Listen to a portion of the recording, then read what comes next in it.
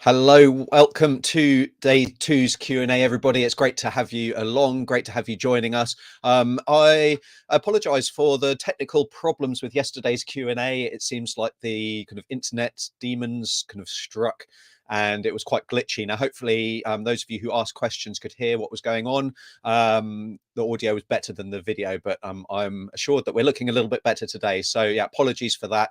I thought from that point of view, I just review some of the questions that were asked yesterday because you may not have been able to hear those answers, and there were some really good questions. So the first one was a little bit different and not really related to kind of our skin allergies and our itching and scratching and all that kind of stuff that we're primarily focusing on, although we do have some other topics about different types of allergies and immune problems coming up in day 4. I think they both are. The first question was about penicillin allergy and what other antibiotics are there available for a dog with a penicillin allergy. And really, the answer here is that there's lots of different groups of antibiotics. There's lots of different classes of antibiotics, and each of them have a different what we call spectrum of activity, and that means that they each target a specific type of bacteria with certain characteristics. Some are what we know as a narrow spectrum of activity, meaning that they actually target a very limited number of bacteria. Now, that doesn't mean that they're any weaker or stronger than the next antibiotic. If the bacteria is affected, then it is affected. And actually, a narrow spectrum of activity is very good to use to help reduce our risk of resistance and superbugs, multi-drug resistant infections, which I'm sure you'll all be aware of and are a threat to both our pets' health, but also to our health. And it's a serious developing problem. With that in mind as well, we also have those broad spectrum antibiotics, which tackle a large number of different bacteria. We also have antibiotics that penetrate different parts of the body. So some will work very well in bone infections, for example, and others won't be able to penetrate the bone. Infections in the brain or in the prostate, in the respiratory tract, different antibiotics penetrate those areas better than others. So the bottom line is that thankfully penicillin allergy is nowhere near as common in our pets as it is in ourselves. And so, yeah, it's not something that we really need to worry about. Certainly, it's not something that I've ever come across in my career. There is the potential to be allergic to anything that we give our pets, be that medication-wise, topical treatments, topical substances, supplements. Anything that we give has the potential to cause an allergy. Thankfully, for our pets, penicillin allergies are relatively rare. But yes, there are definitely other options available if your pet doesn't indeed need antibiotics. And I say that because we are recognizing more and more that there are other ways that we're able to manage some of our more common infections. And we're also recognizing that some conditions which we thought in the past antibiotics were needed actually don't need antibiotics, or they don't need oral antibiotics. They don't need tablets, because we also recognize that there are issues with giving antibiotics. Now, that because although they are targeting specific bacteria, and they're penetrating some parts of the body better than others, they're not solely targeting the bacteria that are present and causing that infection. They're targeting bacteria throughout the body. The big place that has an effect is the gut, but also of the skin, the normal skin bacteria. There's a normal healthy population of bacteria in the skin that helps keep everything nice and settled, and yeah, it is really important for good skin health.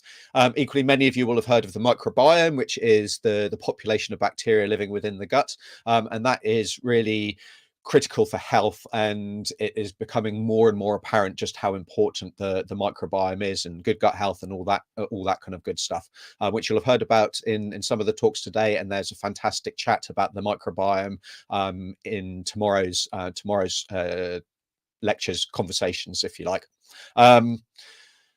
But giving antibiotics, it causes problems with that, and it causes long-term problems with that. So it's not a case of once the antibiotics have been stopped, the microbiome recovers instantly, or the population of skin microbes recovers instantly. It takes months and months, and if not longer, years to kind of get back to where it was. There are ways that we can accelerate that, but the bottom line is if we can avoid the use of antibiotics, then all the better. that's not always possible, clearly, but in many cases, it may be that the alternative is a little bit more work, but it's definitely work that is well worth spending. Again, tomorrow we're talking all about the non-antibiotic treatment of bacterial skin infections. So that's definitely something to consider and tune into and watch for all allergic dogs, because we know that secondary bacterial infections is really, really common and is probably one of the most common complications and one of the most common reasons that treatment breaks down, that we have a flare up of allergy and itch, or we fail to get on top of the problem in the first instance. So definitely check that out. That's going to be with, so I'm just looking at the schedule on my other screen, with Dr. Charisse Roth, tomorrow, the non-antibiotic control of skin infections. So yeah, hopefully that answers that question about penicillin allergies. The next question was, what do I think of fecal microbiome transfer? So I've just kind of touched on the importance of the microbiome. And we know that certainly through different studies that if we're giving certain probiotics, that will help modulate and reduce the expression of allergies. So we know that having a healthy gut flora can definitely help with controlling allergies and potentially even eliminating allergies. If we think that the gut is the biggest kind of store of place where the immune system is present, and if we can make sure that that is as healthy as possible through having healthy gut flora, healthy gut bacteria, then that can go a long way with reducing inflammation throughout the rest of the body, with trying to ensure that the immune system is as healthy as possible. Now, fecal microbiome transfer is when we take poop from a healthy animal, and we use that poop, we give that to a dog who needs to have their microbiome kind of rejuvenated, if you like, restarted. And yeah, it's a way of achieving that. Now, there's a couple of things here, I guess, is that we don't really fully understand the microbiome at all. It's a very exciting developing field, and I think we don't want to just go and give poop from one seemingly healthy dog to one who we think may need it. That could cause problems. But it's something that we need to be aware of. Probiotics are definitely an option to provide some of these good bacteria, although they provide a much more limited spectrum of bacteria. But there is some evidence, and there's some good evidence developing, that actually the probiotics have a really good role in this, and we don't need to give them all the time. We can give them for a period of time. That may even be that they're protective if we give them kind of upfront, and they have a very long acting effect, because ultimately once we seed that microbiome and once it's kind of ticking along quite nicely, we don't necessarily need to keep on rejuvenating it unless there is an inherent problem with gut health, so like an inflammatory bowel disease, for example, or if we're giving antibiotics and that kind of thing. And then the other question from yesterday was just about hairless dogs, and how do we go about treating a hairless dog with allergies? And really the answer here is much the same way as we would with a dog with hair. So the big challenge, I guess, of hair is that the hair coat traps in a lot of the allergens. So for those dogs, especially with an environmental allergy, what we call atopic dermatitis, all of the pollens, the grasses, the tree from the trees, the dust mites, all of the human dander, all of that kind of thing that's in your pet's environment and is stimulating their skin and causing those allergies, is sitting right close to their hair coat, just constantly causing that low level irritation, or potentially significantly high level irritation. Now, if you've got a hairless dog, clearly that's not going to be such a problem, although it's still going to collect and build up on their skin and in their armpits, in their groin, in their folds of their skin. And so grooming really is much the same, and all of our other treatments are much the same. So I think that that kind of sums that up quite nicely.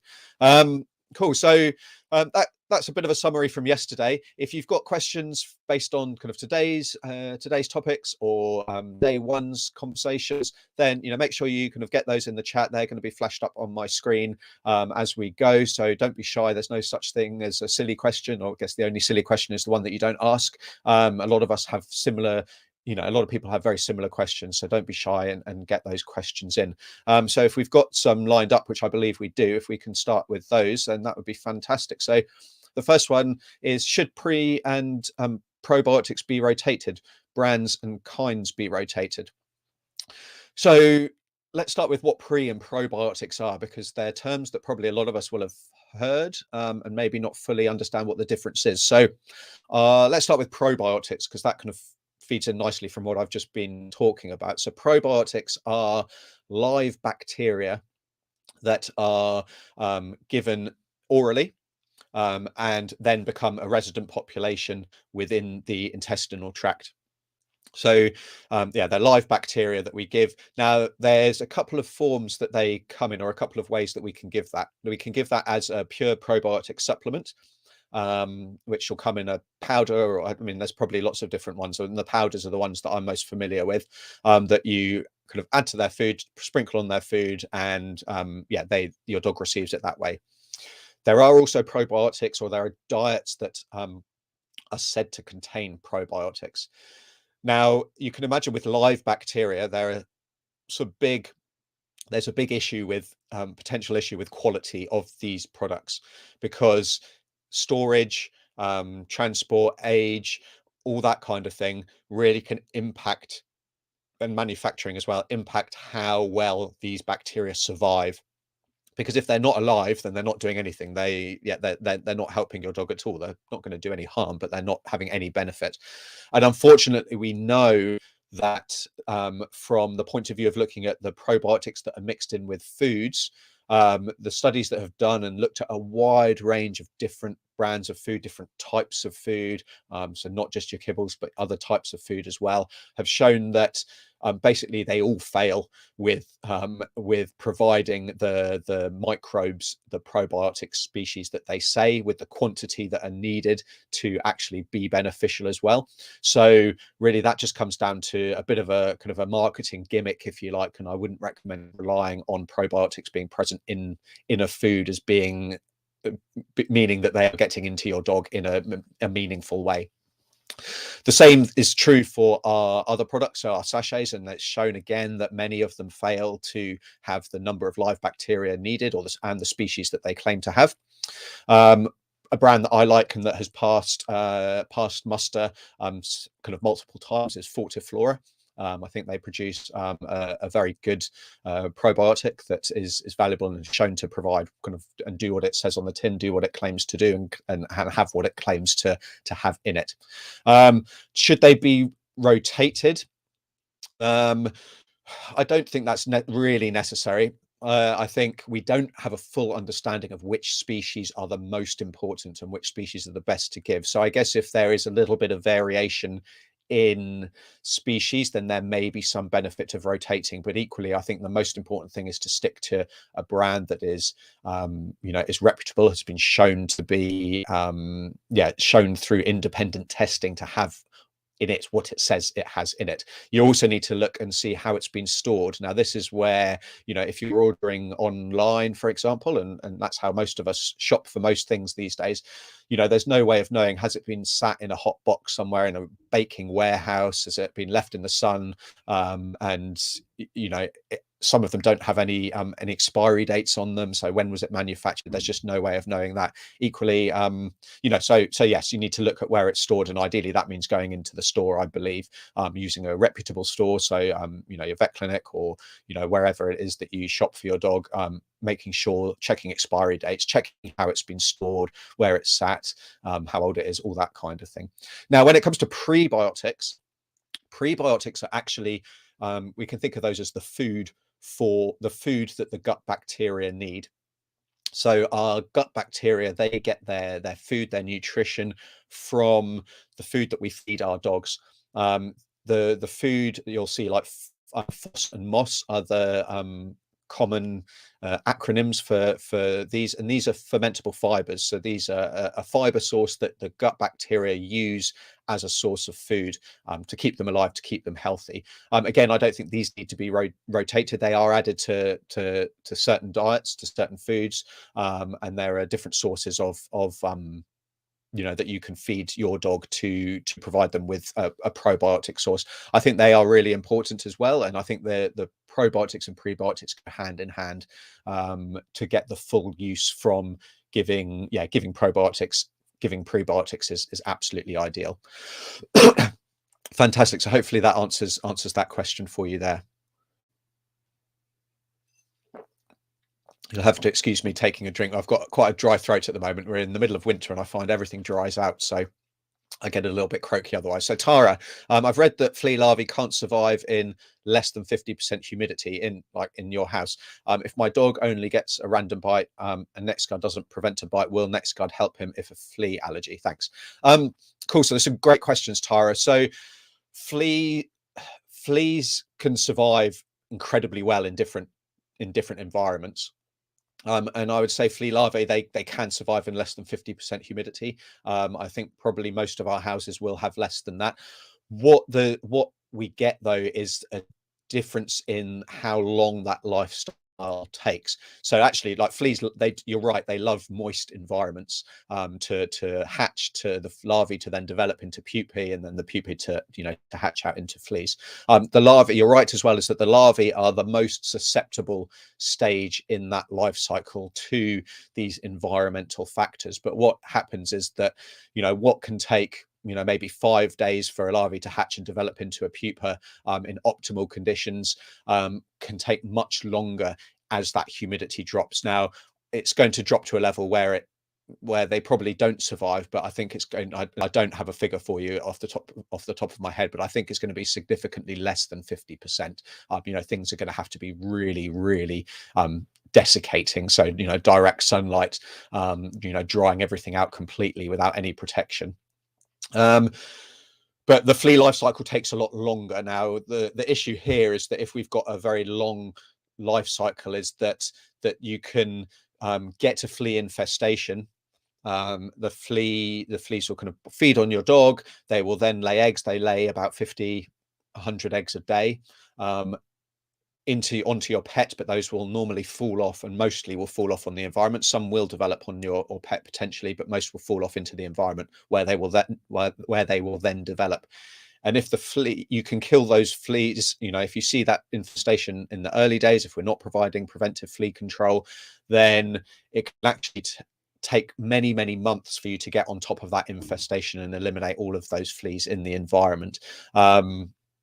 So yeah, I guess that's something to be aware of at the moment, where it's winter in the southern hemisphere. That flea life cycle is going to take longer than it is going to in a few months' time when everything starts to warm up. So temperature plays a big part of this as well. Clearly, our houses are warmer than outside, so that life cycle is faster inside than it will be outside, and that kind of thing. When it comes to flea control, so we've got I guess we've got a few different philosophies and a few different thoughts on this, and I know there's going to be some pretty strongly held views with people on the forums and things like that. There's a couple of strategies. So we can use, we can kind of watch closely for fleas. We can flea comb and all that kind of thing to look to help kind of remove those adult fleas that are present on your dog. That's really challenging to remove all fleas that way. Our kind of more natural remedies, they can help suppress numbers, but then they're not nearly as effective as the kind of the pharmaceutical options, the drug options. Now there's a lot of worry about, and quite rightly so, we hear a lot of kind of terrible reports of potential side effects with these drugs. And let's address, I guess, NexGard, because that is the same class of drug as Bravecto, and there's a lot of thoughts that causes horrendous seizures in dogs, and it's a toxin and a poison. I believe used appropriately, it is completely safe.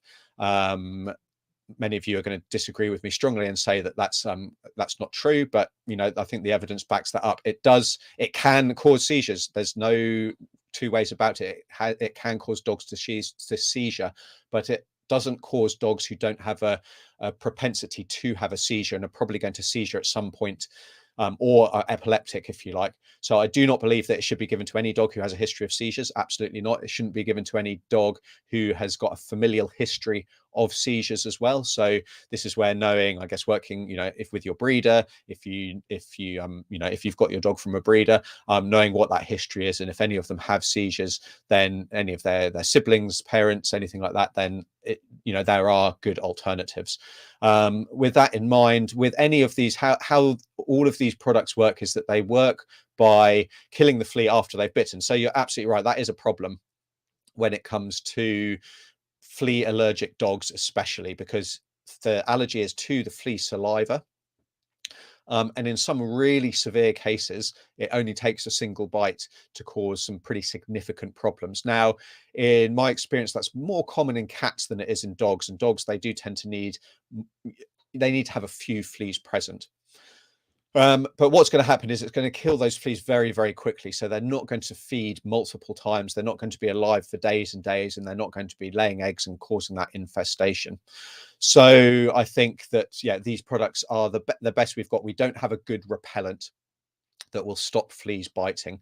Something like the Seresto collar, you'll see that repels ticks, and it helps prevent ticks biting, which is really important when it comes to the transmission of Lyme's disease and various other Lyme disease, various other tick-borne diseases. Depending on where you are in the world will depend on what tick-borne diseases there are. Rocky Mountain fever, paralysis, all that kind of stuff, which thankfully where I am, I've never had to deal with. We don't have that in our country, but it may be a problem for you.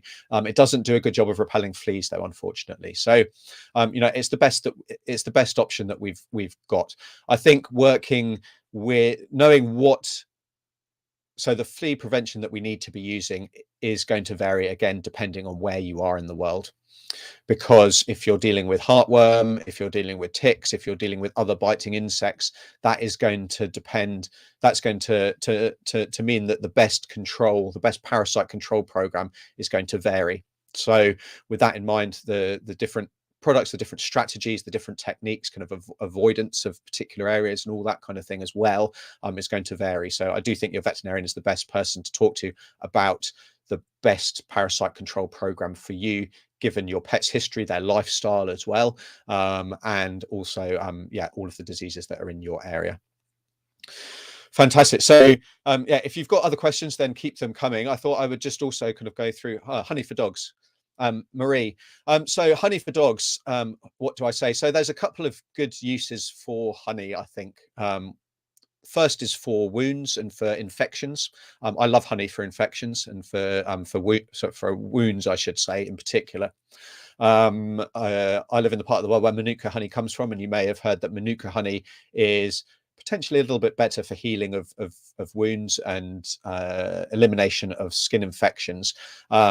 I think you're not going to slather your dog in honey when they've got a generalized infection, but if it's a very focal area, or if they've got a little bit of a cut, a little bit of an abrasion, then applying honey can be very, very beneficial. So honey works by effectively drawing all of the water out of the kind of the bacterial cells and causing them to pop, if you like. Now, manuka honey has got something called manuka factor in, which is thought to be very similar to a growth factor, which is something that encourages healing to be a little bit more rapid. So I think honey, I love honey from that point of view. Now, honey, there's a thought with honey that if it's from your local area, then it contains all of the, or a lot of the pollens and things that where the bees obviously go and feed from. It contains all of those in that honey. Now, it's important here that it's raw and unpasteurized, because if not, then that can destroy some of these things, and that can act as almost like a low-level immunization for ourselves. And I certainly know it's something that is thought to be useful in helping with human allergies. Does it work? To be honest, I'm not sure. I don't think there's any harm in giving it, and it's certainly not going to do any harm. If anything, it's only going to be of benefit. So I think giving local, but it's important here that it's not just off the store-bought honey. It needs to be local honey to you. So finding a good local apiary, maybe a bee enthusiast, your local beekeeper organization or something like that, they may be able to provide you with a source of that. So I think there's definitely potentially some benefits in that, but I wouldn't like to, I guess, say how big that benefit is when it comes to dealing with superficial infections. And we've spoken about how common they are if we're dealing with very focal infections. But if in a first aid situation as well, if you've got it's nothing to do with allergies, but if you've got our dogs, they sniff around, if they have a graze, if they get a little bit of a skin infection, then much like I was saying at the very beginning, we want to be avoiding antibiotic use if possible. using honey is a great method. Again, there's various other non-antibiotic strategies that we can use based on that we'll be discussing tomorrow with Dr. Sharice Roth. So yeah, great question there. Thanks for that. What's the most common food and environmental allergies? So there are, actually, what I will encourage you to do, Teresa, for a fuller answer and a breakdown is actually, if you head over to my YouTube channel, over the last couple of weeks, I've been putting a few allergy videos together, and they answer this specific questions with kind of percentages. So that's youtube.com/ourpetshealth. But so Teresa, if we start with food allergies, so the most common cause of a food allergy is the protein part of a dog's diet. Now, the history of food allergy is generally it's a diet that a dog has been eating for a considerable length of time. It's not something that they've just started eating and they suddenly get an allergy. It's something that develops after a period of eating that. Now, what that period is going to vary for each individual dog, but it's most likely to be the protein component. So that is the meat part. Beef is top of the tree. We do have pork, we have fish, we have poultry. Carbohydrates can play a role as well. So there is the kind of wheat, I think, is the first one, and I think that's number 4 on the list of most common causes of food allergy. But it's to a single. So there's a big, and the reason that I'm umming and erring is how to phrase this best. There's a big push for grain-free feeding. With the thought that all grains are bad. Grains can provide a really important source of nutrients, and ultimately, I believe that we feed our pets nutrients, not ingredients.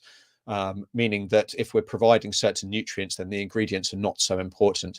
There's a big push against grains that is completely unjustified. They can provide a fantastic source of nutrition, but for those dogs that are allergic, and there are dogs that are allergic to a grain, wheat is the most common one, but they're only going to be allergic to that one. They're generally not allergic to multiple. And similarly with the proteins, our dogs tend to be allergic to a single protein and not multiple. Now, that's not to say that doesn't happen, but that's not the normal situation. When it comes to environmental allergens, we've got causes of environmental allergies. The picture is a little bit different in that it is incredibly common for dogs to be allergic to multiple things.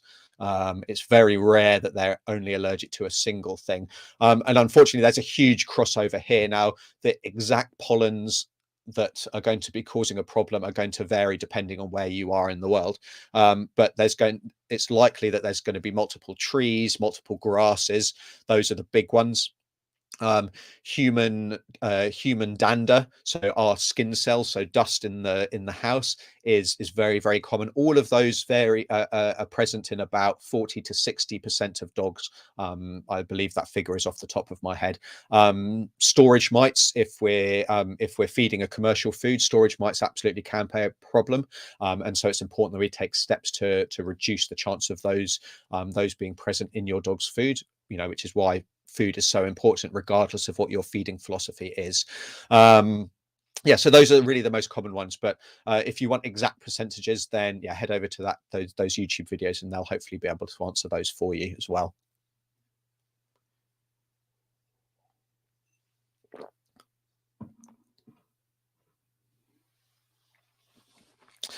So Marie, I give rabbit stomach. What's in the sack? Basically grass. I feel it works fine for my dog's sensitive stomach. Do you know anything else that is natural and as good as that? As good as that in what sense, Marie? In the sense of I'm not really sure kind of what you mean, kind of ingredients for feeding kind of a home prepared or a raw food, or I'm not really sure kind of what you're asking there. I guess what I would say is that when it comes to feeding, kind of feeding home cooked food or feeding a home prepared diet or raw feeding, I think when it comes to formulating a diet, it's very important that you talk to someone who's truly got the expertise to formulate a diet that is providing all of the things that we know will be beneficial to a dog with allergies and is also complete and balanced. And 100 in the sense of probiotics. Cool. Let me just finish this thought and then I will get back to that, Marie. Uh, so yeah, I am not I'm not a board certified nutritionist. There's an awful lot that can go wrong with adding kind of with playing with diets. So I am not one who can give you feed a diet that is composed of this and this. And be confident that I'm giving you the information that is providing a complete and balanced diet. I think it's important that you work with somebody who has the expertise, and I think you need to be careful of people who are calling themselves nutritionists as well, because I know, for example, I can go online and I can take a 9-hour video course with, I think it's 90 multi-choice questions, and then call myself a raw certified nutritionist or a certified raw food nutritionist or something like that. And so there are people there who, will have a basic knowledge, but I don't think that they are going to be providing the information that is as accurate and as beneficial as it can be, especially, and this is a big thought as well, especially when it comes to providing a diet that is optimal for dogs suffering with specific medical conditions. Now, that's not just allergies. It could be kidney disease, it could be liver disease, it could be any number of different conditions. In the sense of probiotics, so I think if you are finding, so I guess with anything, if it's not broken, don't fix it. If you're finding that that is working for you, then fantastic. I think we need to be aware, though, when it comes to the bacteria that are in different species, and this is a really great point, Marie. So thanks for raising this. The bacteria that live in different species intestines is very, very different. So what I should have said when we were talking about rotating probiotics is actually using a species specific probiotic is important if we're going to get the most out of those products. So I would think what's present in a rabbit's stomach, and off the top of my head, I don't know the answer to that, but it's going to be different. It's going to be very different to what is in a dog's stomach and what's an ideal situation for a dog. Now, clearly, when we are in, our species that are kind of in the wild, and regardless of species, they're not eating their they're not always eating their own species poop, although that does happen quite a lot. And part of that might be part of the reason for that might be because it helps seed and maintain a healthy microbiome. So that's where that fecal microbiome transfer comes in, maybe naturally. But I think if we're thinking about specifically administering a probiotic in a making a conscious effort to provide probiotics, then actually using a species specific one is going to be going to give us the most chance of having the benefit that they can provide your dog. So I hope that answers that question for you there, Marie.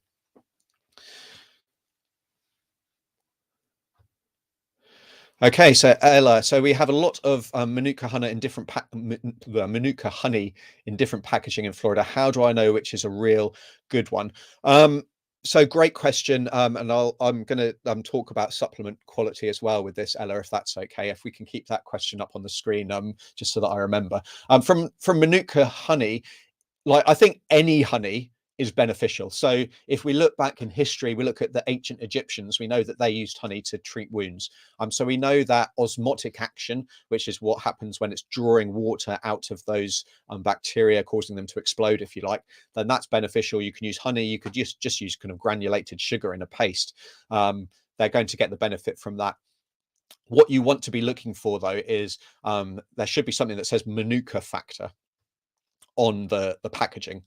Now, if we are looking at what we call medical grade honey, then that is going to have a manuka factor of greater than 10.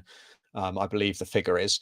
That is available on the shelves, though, as well in the supermarket. Well, possibly in the supermarket, it's available here, and in the health food shop, it's available here, because I'm where manuka honey comes from. In the majority of cases, anyway. I know there's other countries that produce it. So I think you'd be looking at that.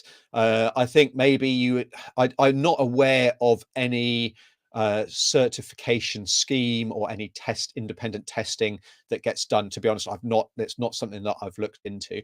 But I think if you're dealing with a well-known, reputable brand, and you're looking on the label at the manuka factor, if you're buying manuka honey specifically to treat wounds, then I think you want to be looking for something that's got a manuka factor greater than 10. If it doesn't say it on there, then it's not probably not going to be any better than regular honey. I think, yeah, we need to think of all of the normal kind of quality control, the storage, and all of that kind of stuff. You don't want something that's been sits kind of dusty, collecting on the back of the shelf, because it may be that manuka factor actually degrades over time. Although, you know, honey is a product that lasts forever, almost, like bugs can't grow in it, and that's, you know, why that's part of the benefit that we get from them. So yeah, hopefully that answers that question a little bit. Maybe looking at the source, you know, is it coming from a country that is known for production of manuka, yeah, of a good quality manuka honey, and yeah, looking in, you can always call the company as well and ask them what their quality controls are. How are they doing the tests? I think that's a really great thing to do when it comes to any supplement, any diet, anything that we're giving. If there's any doubt, if we're not sure, call the company. There should be a helpline on the packaging or on the website. There should be an easy way to get in touch with a company. Ask them specific questions, and if they're evasive, if they're not kind of giving you that information, then yeah, I'd potentially move on to a different, you know, a different product. I wanted to talk about just general quality of supplements as well with this, because that is absolutely the case. The quality control in the supplement industry has all of the same problems that I've spoken about with those probiotics, and the probiotics not being alive when they actually reach your dog, so they're not providing that benefit. The supplement industry across the world, and I'm not aware of any country where this is different, is really poorly regulated. They do not have to, yeah, well, it's poorly regulated, let's put it that way. And so the quality of supplements, many supplements out there, is terrible. They either don't contain what they say they contain at all. It might be that what they say on the label is in that product is actually not present at all, and in some independent testing that has been found. It may be that it's not present in nearly the quantity that it suggests it is, so much so that it's actually useless. Also, a lot of the claims that get made, they can often make claims about being beneficial for general health or being beneficial for animals with certain conditions. They shouldn't be saying that they are used to treat and certain conditions. There is legislation about kind of making treatment claims unless there is, you know, unless they're licensed products, and there needs to be good, clear evidence for that. But there are a lot of marketing claims, and I think a lot of supplements, and again a lot of diets, commercial diets out there, use clever marketing. They play on emotions and your desire to do the best for your dog, and recognizing that in the case of allergies, that they're itchy, they're miserable, they're not sleeping, they're not doing well, and they really play on those emotions. But the actual products themselves, you know, either contain substances that have got, there's no evidence that they have any benefit at all, or the quality of the product themselves is actually, you know, pretty much next to useless. So I think supplements is it's a really sorry state of affairs, and unfortunately it's very easy to spend a lot of money on products that promise the earth but deliver very little. We also need to be aware that some supplements aren't suitable for every dog. So a presentation that I'm giving, I believe it's tomorrow, on supplements for allergies. I talk a lot about essential fatty acids, or omega-3 and omega-6 fatty acids, and I talk in that presentation about some of the pitfalls and some of the actual dogs where it's not appropriate, and we need to be really careful. So supplements are not a case of always completely safe and appropriate for every single dog, so we just need to be aware of that as well. So the other conversation that I have tomorrow is on supplements. Sorry, I'll come to that question in just a second. Is on CBD and cannabis, and we have a big discussion as well about that.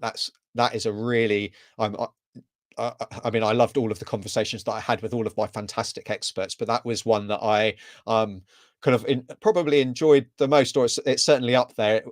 It's a panel discussion with three cannabis and CBD experts, and we dive deep into the use of that as a as a treatment and how potent it potentially is, maybe when it's not appropriate. Cannabis, I believe, it's going to become more and more important. It's always probably been important, more and more readily used in various conditions for our dogs. I think we're recognizing its power more and more, but recognizing how it works, understanding how it works is important. And actually, all of the things that I've just said about supplement quality stand true for cannabis and CBD. So definitely tune into that conversation. It is a longer one. I believe we spoke for about an hour, but it is an hour very well spent. So yeah, grab yourself a cup of coffee or a cup of tea, and really enjoy that one when it gets launched tomorrow.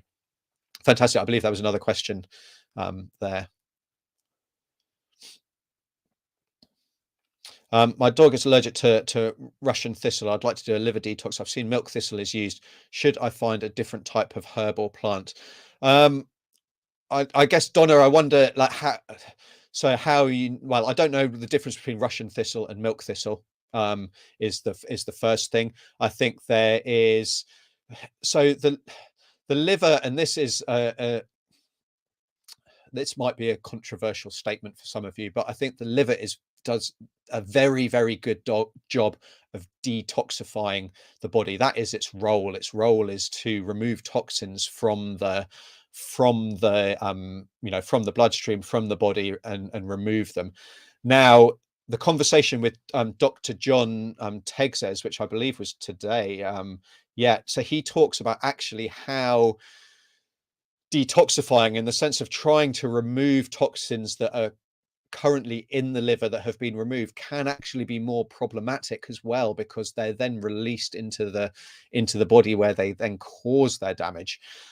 So I think there are different I think we need to be mindful of that.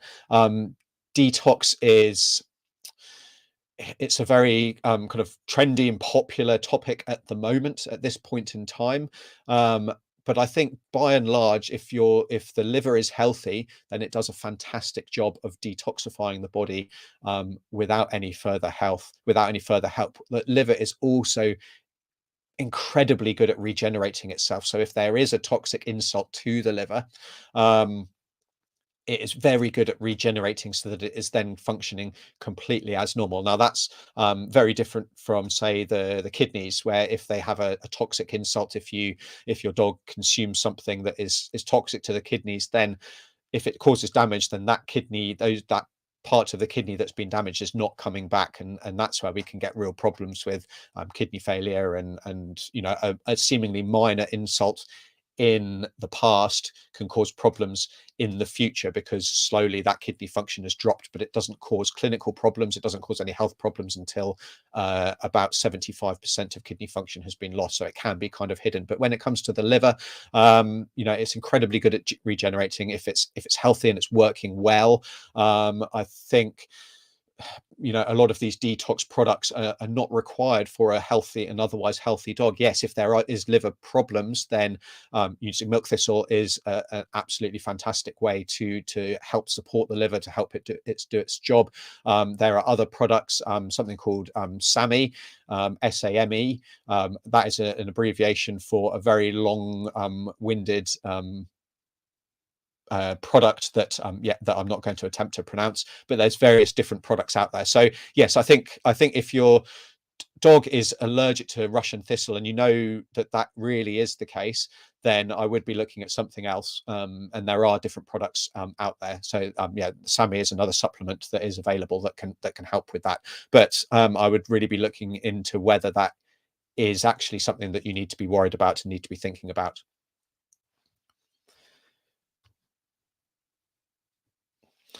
Cool, Ella. So my 14-year mini pin is licking the dust from the floor road outside. Any thoughts about what that could be? He has terrible skin condition, still cannot figure out what's going on.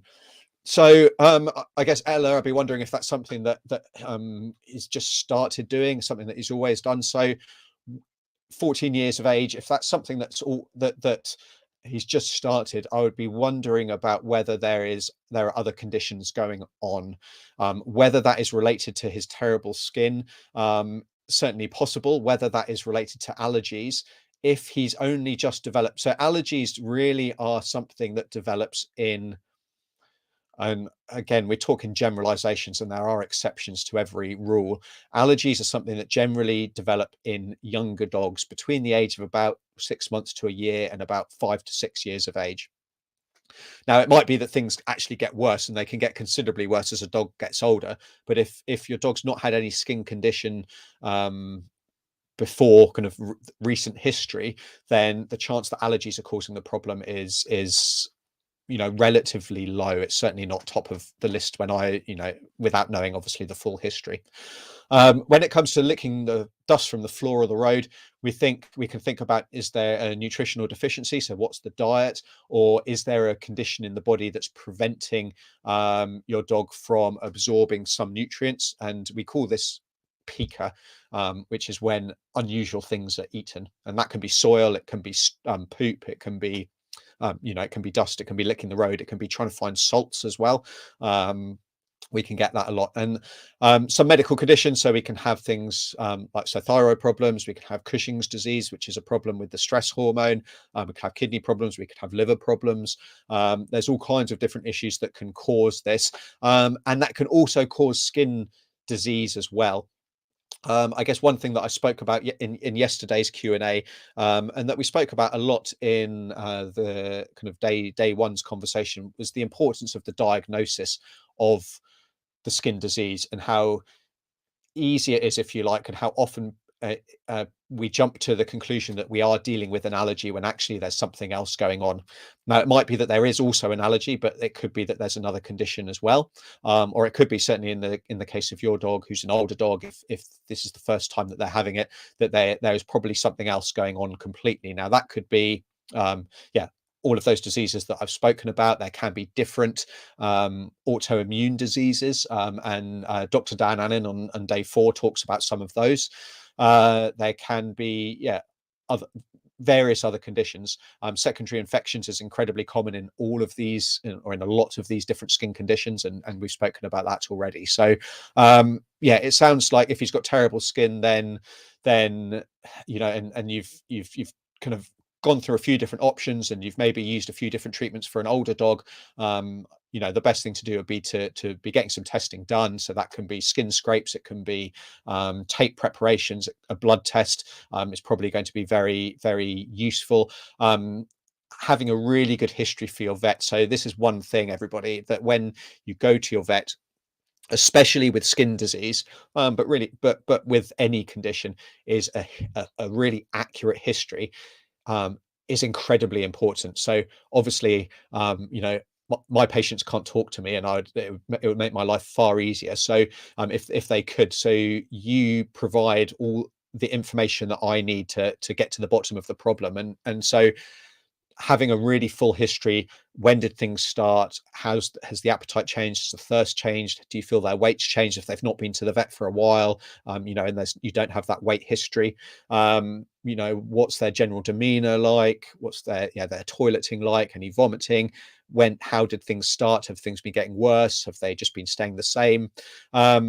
That's really, really important, and especially with something like this, Ella, I think that's going to be probably your best bet. But there's definitely a few options there for you to think about. But reaching a diagnosis to try and get your dog as comfortable, because if he's got terrible skin, he's really not going to be very comfortable. And taking steps to try and correct that as quickly as possible will benefit him and also put your mind at rest as well. Fantastic. So we've been going for kind of 50 minutes or so. So if there are more questions, then get them in. If I don't kind of get to them, if it's kind of after we've signed off, then I will get to those tomorrow. Thank you so much for tuning in today. It's been an absolute pleasure to share this time with you.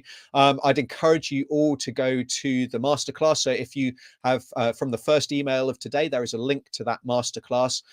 This is something that wasn't announced, something that I put together to try and help give you help you put together all of the different information that is being delivered over the course of the summit, and to address some of the key barriers to controlling your dog's allergies and to optimizing their health. So you can go to, there's a link in that first email that got sent through today. Also petsummits.com/allergy/masterclass. I definitely encourage you to check that out. If you haven't watched all of the conversations that I've had today, all of the presentations, then definitely jump into those. Tomorrow, we've kind of teased a few of them already. So I'm giving a conversation on, I'm not having a conversation with myself. I'm giving a presentation on some of the more common supplements for allergies, taking an evidence-based approach, and giving you the information that you need to use those appropriately. We're talking about cannabis and CBD and where that fits into the treatment of dogs with allergies. That's a fantastic conversation. I've got the wonderful Dr. Joya Griffin. If you tuned into the launch panel, you'll have met Dr. Joya. You might also have seen her on National Geographic with her show Pop Goes the Vet, I think it is. It's not available where I am in the world, which is really frustrating, but it sounds fantastic. And Dr. Joya brings a wealth of information to our discussion on Beyond the Bubbles, bathing and topical therapy tips. And with that topical treatment in mind, I'm also talking to the wonderful Dr. Charisse Roth, who was also in that launch panel, about the non-antibiotic control of skin infections. So we've got a great lineup tomorrow again, and then another fantastic day due for day 4. Tomorrow's Q&A is going to be a little bit earlier, so keep an eye out for that. I'd love to see you there. I hope that I can see you there. It's going to be maybe better for people who are in kind of the UK, Europe time zone, a little bit earlier for those of you in kind of stateside. For me, it's very early in the morning because I am a practicing veterinarian, and I have work in the morning as well, so I'm doing it before work. So you'll have to excuse me if I'm clutching a cup of tea and looking a little bit bleary-eyed, but I promise to answer your questions the best that I can. Bring any questions that you have. It's been great to address those that you've got so far, and I'm sure there will be more from you after watching tomorrow's fantastic speakers. So with that in mind, I hope you have a wonderful day. I hope you really enjoy and you find a lot of use in all of the presentations that have been given so far, and also those that are going to be launched on day 3. Remember that you only have 48 hours to watch those. If you don't get around to all of them, you can upgrade to the premium pass. And I'd encourage you to do that. If you're not sure where to go, there's going to be links and emails. You can also go to ourpetshealth.com/allergy summits. That's a maybe more easily memorable link, and you'll be able to upgrade there. But yeah, it's been great to talk to you today. Great to hang out. Great to hear your questions. Thanks so much for those, and have a wonderful day. I'll talk to you tomorrow. Okay, bye for now.